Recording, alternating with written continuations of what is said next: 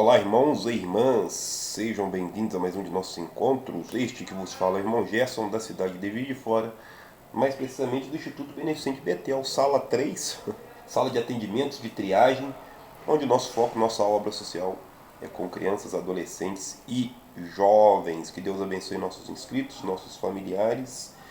Livro de Eclesiastes, hoje é o nosso terceiro encontro, no dia 19 de junho de 2025, fazendo um registro aí para ficar registrado na história. Enquanto existir YouTube e internet, estas datas, estes encontros vão ficar registrados aí, tá? Eclesiastes capítulo 3, este livro aqui, Bíblia Sagrada, traduzida por João Ferreira de Almeida. Se a sua chave de interpretação for diferente da do irmão Gerson, coloca nos comentários, ficarei muito feliz em pegar para mim. O livro de Eclesiastes não é muito grande, porém é um livro bastante filosófico e teológico, e aí os encontros vão render bastante aí, tá? Um abraço especial para Patrícia, o Davi e a Larissa. Que Deus abençoe vocês aí, minha irmã, meus dois sobrinhos, Dona Fátima, irmão Edson, missionário Edson. Passou por aqui ontem a Alice e o Wagner. O Wagner é um dos nossos inscritos, a Alice também. A Alice é nossa sobrinha. E o Wagner é um provável casamento, futuro casamento, gente boa demais aí, né? Tem um carinho muito grande conosco, né? E com a sua futura esposa, a Alice aí. Que Deus abençoe vocês aí, tá? Um abraço especial também para o Ismael, o Ulisses e o Robert, tia Simone, o G te ama. Está aqui hoje no Instituto o Michael e o Michel fazendo reforço escolar. E a gente hoje está num ritmo menos acelerado, porque hoje é feriado, né, dia de Corpus Christi, mas a gente ainda está por aqui no Instituto. Eu aproveitei o momento aí para deixar aí mais um encontro aí. Livro de Eclesiastes, capítulo 3, versículo 1, e que Deus nos abençoe. Amém. Tudo tem o seu tempo determinado e há tempo para todo o propósito debaixo do céu. Ou seja, nesta dimensão em que a gente se encontra aqui, tá? Propósito é aquilo ao qual a gente entende que é a nossa função, a nossa finalidade. Por isso algumas pessoas conseguem ter uma experiência humana um pouco melhor, porque eles entendem que vieram aqui desempenhar algum papel, e outros ficam por aí perambulando, porque não tem propósito, não tem perspectiva de nada, né?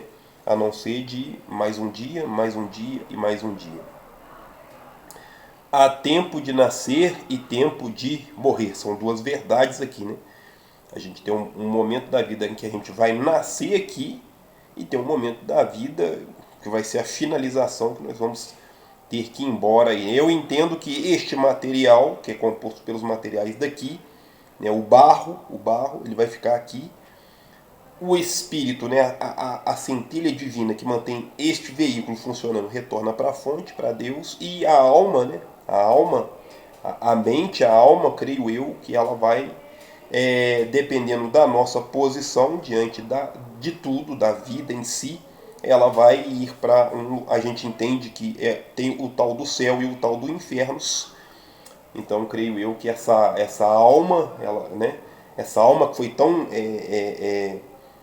valorizada por Jesus Cristo, né, que se ofereceu por nós lá naquela cruz há 2000 anos, tão valorizada, essa alma vai ter um destino, né? E esse destino a gente sabe muito bem que tem esses dois caminhos aí. Tempo de plantar e tempo de arrancar o que se plantou. Já aconteceu comigo de plantar algo e depois ter que mudar de lugar. Eu estou fazendo isso lá no sítio. Tem um lugar que eu plantei umas mudas frutíferas, e como a mata é do lado de cima, as árvores cresceram, está cobrindo a luz do sol, eu estou tendo que reposicionar essas plantas em outro local, né? As amoras, as bananeiras, eu estou tendo que replantar em outro local, né? Então tem o tempo de plantar e tempo de arrancar o que se plantou. Tempo de matar e tempo de curar. Não necessariamente o tempo de matar ele é um tempo ruim, porque a ideia de luto é isso, né? O luto é você matar dentro de você aquilo que já está morto fora, né? Quando a gente perde um ente querido, a gente precisa trabalhar um luto para que o sofrimento se torne uma saudade boa, né? E assim a gente às vezes vai ter que matar fora e dentro aquilo que muitas vezes pode ser que esteja nos aprisionando aí, tá? Tempo de matar, tempo de curar. Quantas vezes a melhor cura é o perdão. Qual o perdão? Perdoar a si próprio, perdoar o próximo, né? Olhar para a vida com carinho, né? Tempo de derrubar e tempo de edificar. Quantas vezes a gente vai ter que derrubar coisas que estão nos aprisionando e quantas vezes nós vamos ter que edificar algo que já está no seu início, já tem ali na teoria, né? E a gente precisa colocar isso na prática, né? Edificar um trabalho social, edificar uma igreja, edificar uma empresa, edificar uma família, né? Constituição de uma família. Tempo de chorar e tempo de rir, né? São essas dualidades. Tem um momento da vida que a gente está feliz, tem um momento da vida que a gente está triste, tem um momento da vida que a gente está sentindo prazer pela vida, tem um momento da vida que a gente está um pouco depressivo, né? Um pouco angustiado. Tempo de prantear e tempo de dançar, né? Os momentos em que a gente está muito choroso, né? Muito focado nas dificuldades, e aí a gente está o tempo todo melancólico, sempre meio bastante tristonho, né? E o tempo de dançar, né? Que seria um tempo de alegria, né? Um tempo de descontração. Às vezes a gente tem aqui os cultos com as crianças, e aí as crianças às vezes elas estão um pouco tristes, então elas estão mais quietas, elas estão mais moadas. E tem igual ontem, né? Culto de quarta-feira, as crianças estavam todas empolgadas, todas animadas e cantando e dançando, né? Tempo de espalhar pedras e tempo de ajuntar pedras. A gente pode pegar a figura da pedra como algo resistente, algo durável, né? Nós temos as pirâmides do Egito que estão lá há mais de 5.000 anos, né? Então tem um momento da vida que a gente vai ter que espalhar essa dureza e tem momentos da vida que nós vamos ter que ajuntar essa dureza, né? Pode simbolizar também uma pessoa que é muito firme, resistente, um trabalho que é muito firme e resistente, que ele precisa ser espalhado para outros lugares e às vezes a gente vai ter que voltar com este trabalho para o seu centro, né? Para uma reflexão, né? Para uma elaboração, para uma modificação. Às vezes é isso, a gente vai ter os tempos da vida que a gente vai ter que juntar pedras e o tempo que a gente vai ter que espalhar as pedras, né? A juntar os projetos e espalhar os projetos aí. Principalmente quando o assunto é Deus, né? O próprio Jesus Cristo vai dizer nos evangelhos que ide por todo mundo e pregai o evangelho a toda criatura. Tempo de abraçar e tempo de afastar-se de abraçar. Quantas vezes a gente tem alguém que a gente ama, que vai para longe, e quando a gente tem esse encontro, hoje a gente tem as redes sociais, mas não é a mesma coisa de um abraço, né? Não é a mesma coisa. Então quando você tem aquele tempo que você está com a pessoa, você vai querer estar próximo, abraçar, né? De ter aquela aproximação, aquele carinho, e depois vai ter aquele tempo de se afastar, né? Assim aconteceu com a Carol, Gustavo Giovanni, assim aconteceu com o Josué, assim aconteceu com a irmã Grace, com o Charles e com a Jamie, né? Foram morar numa região bem mais longe de Juiz de Fora, né? Estão lá em Brumadinho. Que Deus abençoe vocês aí que é de Brumadinho aí, a família aí do irmão Charles, da Grace, da Jamie, as crianças todas aí, né? Que Deus abençoe vocês aí. Tempo de buscar e tempo de perder, né? Quantas vezes a gente entende que a vida é uma busca, né? Eu estou buscando trabalho, eu estou buscando um emprego, eu estou buscando um matrimônio, eu estou buscando construir uma empresa, eu estou buscando construir um trabalho social, eu estou buscando ser um profissional melhor, um homem melhor, um pai melhor, um amigo melhor, né? E quantas vezes a gente vai ter que buscar e sabendo que às vezes e quase sempre nós vamos perder, tá? Não dá para ganhar o tempo todo, às vezes nós vamos perder, assim é em tudo, tá? A gente às vezes vai estar mais cansado, então a gente não vai ter condição de avançar tanto quanto o outro vai avançar. Às vezes nós estamos participando de uma corrida, alguém vai ganhar, alguém vai perder. No jogo de futebol é a mesma coisa e na vida em si, né? Faz parte da vida os ganhos e as perdas, tá? Nós vamos ter que se dar com essas coisas aí, né? Às vezes a gente vai estar com saúde, às vezes a gente vai estar doente, às vezes a gente vai estar com dinheiro, às vezes a gente não vai estar com dinheiro. Então tem os momentos de busca e os momentos de perda. Tempo de guardar e tempo de deitar fora. Daí guardar o quê? Guardar coisas boas, né? Nós temos o costume de acumular coisas. Aqui se eu colocar o telefone aqui em 360 graus, né? A gente tem várias coisas aqui, a gente tem uns potes guardando itens, a gente tem um armário com material escolar, a gente tem a caixa de som, a gente tem um banco, tem umas cadeiras, tem os violões, temos ali 1, 2, 3, 4 cestas básicas, tem cadernos e Ontem a minha esposa pegou aqui alguns itens, distribuiu brinquedos aqui que chegaram aqui para as crianças, então às vezes nós vamos ter o tempo de recolher as coisas e nós vamos ter o tempo de destinar para as pessoas certas essas coisas. Não tem como só ficar acumulando, né? Nós os humanos temos essa ideia de que a gente vai acumular, acumular, acumular, acumular, e muitas vezes o que a gente precisaria fazer é distribuir, tá? Tempo de rasgar e tempo de coser, né? A gente pode olhar também como uma simbologia as cicatrizes que a vida nos proporciona, né? Então é como se a gente abrisse uma ferida e precisasse ali tratar essa ferida, né? Então o tempo de rasgar, né? Tempo de cortar, né? Tempo de tirar aquilo, o tempo de poda, né? A gente, quem entende de plantação, né? Sabe que muitas vezes uma árvore frutífera precisa ser podada, né? E vai ter o tempo de coser, né? O tempo de fechar essa ferida, essa cicatriz, né? Vai ter o tempo certo, né?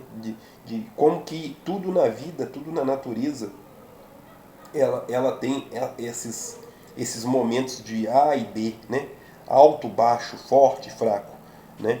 E a gente tem que entender também que existe todo um contraste, né? Nada é tão perfeito assim, né? Existe todo um contraste, existe também o caminho do meio, né? As coisas que se conectam aqui no meio entre o rasgar e o coser, né? Precisa ter todo um trajeto aqui para que essas coisas aconteçam, né?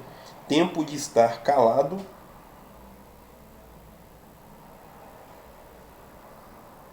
e tempo de falar, é claro. Quantas vezes a gente está mais quieto, mais silencioso, quantas vezes a gente está se retirando. A própria natureza, no inverno, né, é o momento em que as plantas elas se recolhem, já viu? O capim aqui ele já se atrofiou, né?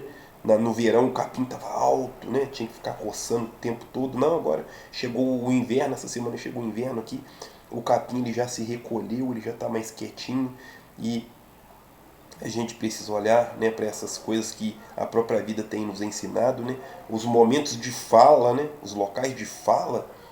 Eu estava participando uma vez de um encontro, de uma palestra, e o palestrante estava falando algumas coisas que depois eu quis argumentar em cima daquilo que ele falava, e eu não falei, e aquilo depois me fez mal, eu devia ter falado, né, porque a chave de interpretação dele era uma, a chave de interpretação minha e de algumas outras pessoas que também não tiveram coragem de falar era outra. Então nós vamos ter os momentos de ficar quietinho, recolhido, os momentos de fala, né? O momento em que você é um palestrante, você vai ter que falar, e os momentos em que as pessoas não querem falar tanto. Tempo de amar e tempo de odiar. Nós somos muito por isso, né? Muito focados nestas ideias de amar e odiar, né? Tá tendo guerra aí de novo na região ali de Israel, né? É uma pena, né? Tá tendo da Rússia e da Ucrânia até hoje, já tem um tempo essa guerra. E aí me parece que os Estados Unidos estão tentando intervir de novo aí na guerra de Israel, né? Israel é muito visado, muito visado. E a gente vai ter esses momentos de guerra e momentos de paz. Na nossa vida é assim. Às vezes um matrimônio, um relacionamento que tem os seus períodos de guerra e de paz, né? Uma empresa que muitas vezes tem ali os seus sócios que estão em pé de guerra e depois eles vão entender que para a empresa crescer eles precisam ter os momentos de amor, né? de relacionamento mais harmonioso, né? A própria vida em si, né? A própria vida em si que está nos dizendo que a gente precisa, né? Sim, utilizar muitas vezes essa energia de ódio, de raiva, né? A favor das coisas mais elevadas aí. Versículo 9. Que proveito tem o trabalhador naquilo em que trabalha? Olha a reflexão que ele fez praticamente em todo o capítulo 1 e capítulo 2. Tenho visto o trabalho de Deus, que Deus deu aos filhos dos homens para com ele os afligir, né? A gente está sempre afligido pelos trabalhos, tá? Por incrível que pareça, qualquer trabalho a gente vai ter os seus desafios, né? E os seus pontos fortes e seus pontos fracos, qualquer trabalho, tá? Tudo fez formoso em seu tempo, também pôs a eternidade no coração dos homens. A ideia de ter eternidade, ela é muito interessante, tá? A gente não conhece nada que é eterno. A gente não viu nada eterno. A gente não presenciou nada eterno. A gente não é eterno. Da onde que a gente tirou a ideia de eternidade? Algo que vai durar para sempre, né? Contudo, não podem descobrir a obra de Deus, que Deus fez desde o princípio até o fim. Sei que não há coisa melhor para eles do que se alegrarem e fazerem o bem na sua vida. Fazer o bem, essa é até o ponto alfa, o ponto máximo dos gregos, né? Da filosofia grega, né? Que o homem de bem, né, deveria buscar como seu ponto máximo o bem. Olha que interessante, né? E aqui o Eclesiastes, né, o sábio, está dizendo a mesma coisa. Também que que todo homem coma e beba, e goze do bem de todo o seu trabalho. Isso é usufruir do seu trabalho, tá? E isto é um dom de Deus. Usufruir do seu trabalho é um dom de Deus. Aproveitar, né, os recursos ao qual o seu trabalho lhe proporciona, né? Fazer uma viagem, passear, fazer um estudo, fazer uma faculdade, né? Fazer um projeto social, fazer algo em prol também da vida, né? A vida está aí, a vida está precisando de ajuda. Irmão, essa vida está precisando de ajuda. Qual vida? A vida humana, é claro.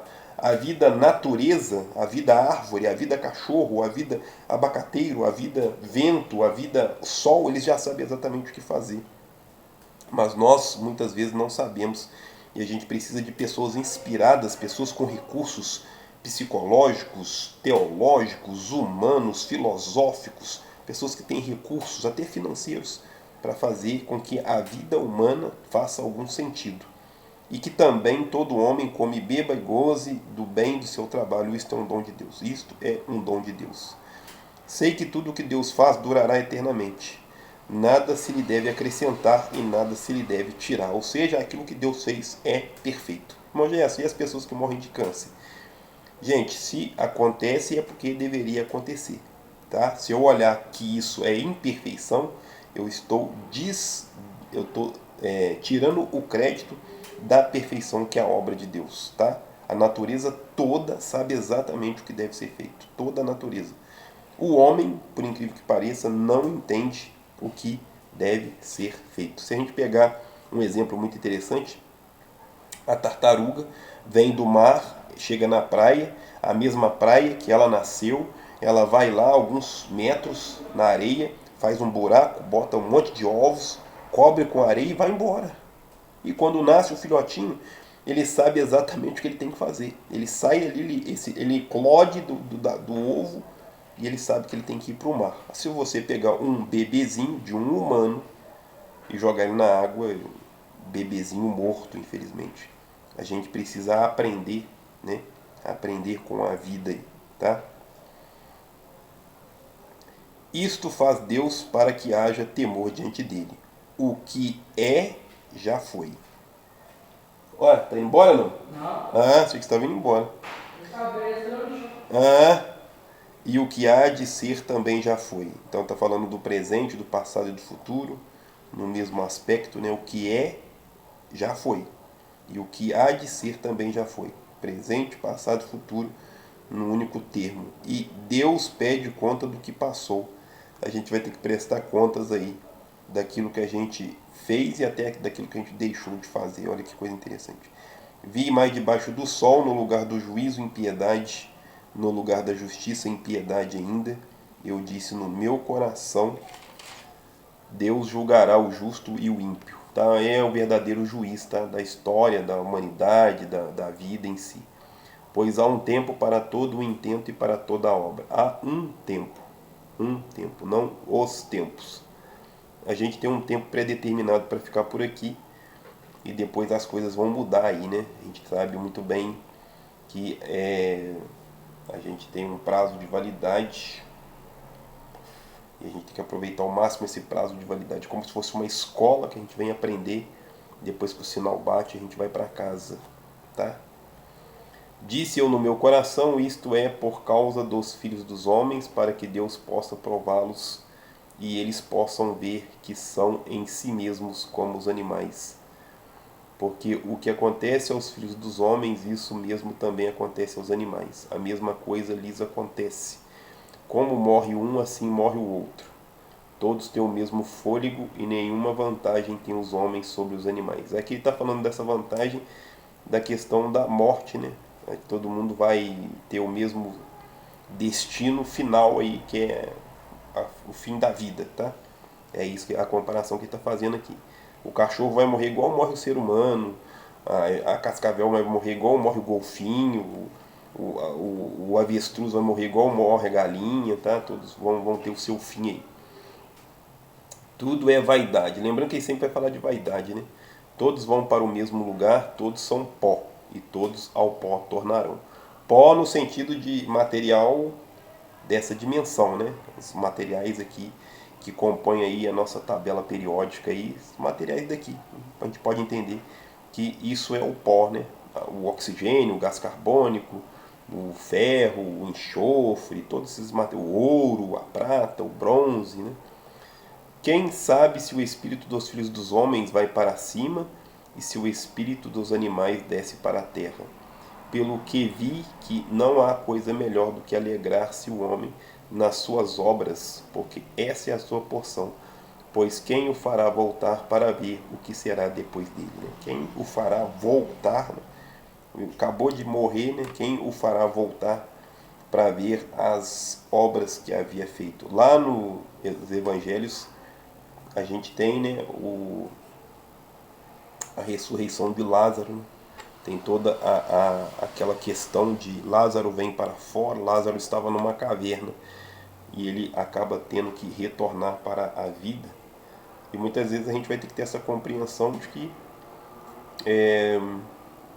a vida acaba. É isso. A gente não gosta muito dessa ideia não, mas é a única verdade. Como disse a Mirella outro dia, eu quero ir para o céu, mas eu quero ir com o olho aberto, né?